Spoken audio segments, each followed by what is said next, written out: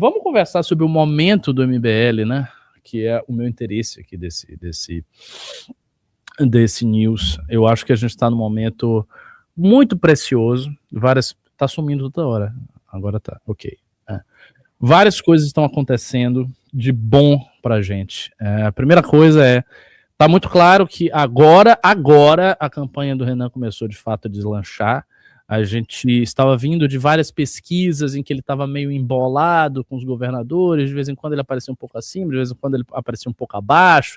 Tinha umas pesquisas até que ele apareceu perto do Aldo Rebelo, aquilo não caiu muito bem, estava um negócio meio assim, e parece que definitivamente nós abandonamos esse estágio da pré-campanha.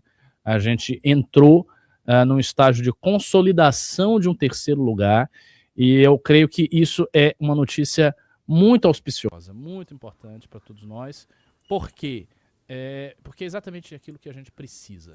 Nós precisamos, na pré-campanha, quando começar a campanha, quando começar a exposição mais séria, a gente precisa estar consolidado no terceiro lugar. É isso o que nós precisamos. Consolidado significa que a gente tem que estar afastado para uma margem de distância que não caia na margem de erro de todos os demais candidatos. Então a gente tem que estar numa posição olhando de cima para baixo, Caiado, Zema, qualquer um que esteja lá, né? Qualquer um que esteja nesse cenário. E eu acho que as últimas pesquisas indicaram que a gente está se firmando nessa posição. Então, essa é a primeira notícia, é uma notícia muito, muito boa. O motivo disso acontecer, a razão principal disso acontecer, é a excelente pré-campanha que o nosso pré-candidato a presidente está fazendo. O Renan tem feito uma pré-campanha muito melhor do que todos os demais pré-candidatos. Isso para mim está mais do que evidente. Ele está trabalhando muito nessa pré-campanha, está lutando muito nessa pré-campanha, de um jeito que os outros não estão fazendo. Ninguém está fazendo isso. Essa é a verdade, ninguém está fazendo isso.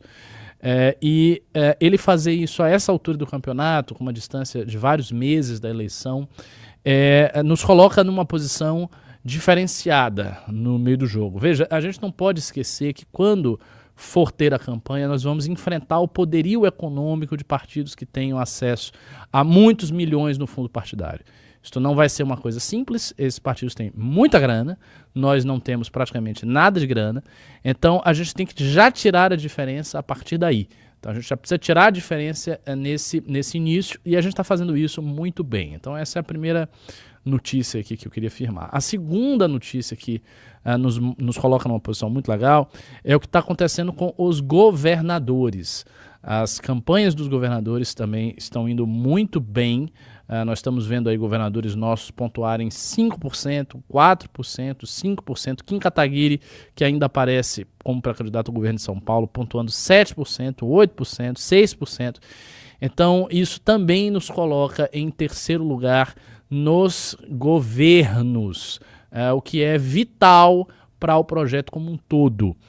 Vocês sabem que a nossa prioridade é eleger a maior quantidade possível de deputados federais, essa é a prioridade número 1 do movimento, ter a maior quantidade de votos de legenda e poder ultrapassar a cláusula de barreira, o que não é um desafio simples. Eu não sei se algum partido da história do Brasil que foi criado da forma como a missão foi criada ultrapassou a cláusula de barreira na sua primeira eleição. Eu não detenho essa informação. Partidos grandes que surgiram, geralmente surgiram por partição, ou seja, eram partidos que já existiam e apareceram pela divisão de partidos já existentes, né? E aí sim, talvez eles tenham já ultrapassado essas cláusulas assim que foram criados, mas um partido criado como a missão foi criado para ultrapassar a cláusula de barreira da primeira vez é coisa rara, é coisa muito rara, e é isso que a gente tem que buscar. E esse feito será tanto mais heróico e glorioso quanto mais difícil é a cláusula de barreira hoje para ser ultrapassada. Nós estamos falando aí de uma cláusula que é hoje muito alta, salvo engano são 13 deputados federais ou 2,5% de votos em 9 colégios eleitorais, e totalizando também 2 milhões ou 2,5 milhões de votos, 2,5 milhões de votos em todo o Brasil. É muito voto, mas eu digo a vocês com muita sinceridade, com muita confiança, do jeito que a pré-campanha do Renan está se desenvolvendo, se ele conseguir manter um ritmo de crescimento regular, um ritmo de crescimento consistente, É possível sim, é possível fazer isso e é possível, portanto, tornar já na primeira eleição a Missão um partido perfeitamente competitivo com todos os outros partidos que estão aí disputando eleições no Brasil. Sabe, o tanto que isso abre em termos de possibilidade de crescimento, assim, não dá nem para descrever. Nós estamos falando também, terceira coisa que eu queria salientar aqui, está aparecendo muita gente nova por conta das pré-candidaturas todas, muita gente que eu nem sabia que era do MBL, pessoas que eu nem conheci, nem conheço, na verdade, estão aparecendo aí, pipocando. Claro, esses são candidatos, muitos deles de primeira viagem, não são necessariamente candidatos grandes, não são necessariamente candidatos que tenham uma base eleitoral já consolidada, não são. Porém, nós temos a chance de consolidar estes candidatos. Eu creio que essa eleição em 2026 será uma eleição de teste para muita gente. Muita gente está sendo testada. Sabe, eu tenho conversado muito com minha amiga Glenda, eu gosto muito dela e estou meio associado à pré-campanha dela. E eu sempre falo com ela, essa eleição é uma eleição de teste. Todo mundo está aí sendo testado. Todos os pré-candidatos vão ser testados para valer agora. A gente vai ver quem é quem tem voto, quem não tem, quem consegue fazer campanha, quem não consegue. E isso será determinante, certamente, para a gente dar mais atenção a esses candidatos. Por hora, nós temos pouca gente que já teve eleição. Né? A gente tem aqui em São Paulo, Guto Zacarias, Kim Kataguiri, Renato Batista, são pessoas que já vieram de eleição, Macris, que já veio de eleição, algumas pessoas que já fizeram, sabe, já tiveram aí no pleito, mas é muito pouco, né? A maior parte dos nossos candidatos são candidatos de primeira viagem. Assim, eu diria que 99% dos nossos candidatos são candidatos de primeira viagem. Então, essa eleição é que vai definir se esses candidatos são bons ou não. Se eles têm apelo, se eles sabem fazer militância, se eles sabem fazer eleição, se eles sabem fazer campanha. É isso que a gente quer ver.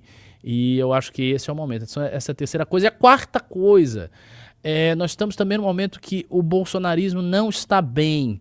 Flávio Bolsonaro cometeu um grande erro naquela votação desastrosa a favor da lei da misoginia. Aquilo ali foi uma traição à direita. Não que ele não tenha feito outras traições à direita ao longo do tempo, evidentemente que ele fez. Mas essa em particular pegou muito mal. Eu acho que ele perdeu pontos no seu eleitorado só por ter feito aquilo. Isso é uma coisa que vai ser explorada. Ele tá, o Flávio, com uma estratégia muito estranha, uma estratégia de tentar adquirir um voto do centro, um voto moderado. Essa é uma estratégia simplesmente que eu não acho que funcione. E ele está indo para essa estratégia, ele está metendo o pé na jaca, e isso é muito bom. Isso é muito bom. É muito bom que o Flávio não esteja bem. Então, é isso que eu tenho a dizer em resumo. E aqui eu posso, claro, explorar junto com o Junito as várias possibilidades que eu lancei aí. Mas é isso, senhores. Nós estamos num presente glorioso e esperemos que esse presente não fuja. Esperemos que não aconteça nada que possa manchar esse grande momento do Movimento Brasil Livre.